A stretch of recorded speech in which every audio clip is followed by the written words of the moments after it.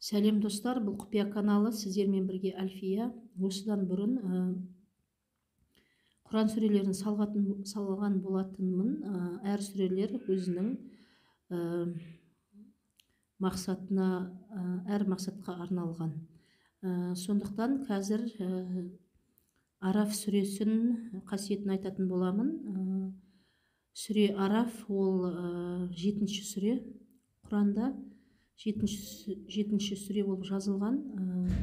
Егер де кім осы Араф сүресін күніне бір рет оқып жүретін болса, күніне бір рет, онда Алла тағалам о дүниелік болған жағдайда ақиратта жазадан Алла тағалам құтқарылады екен. Алланың жазасынан құтқарылады екен.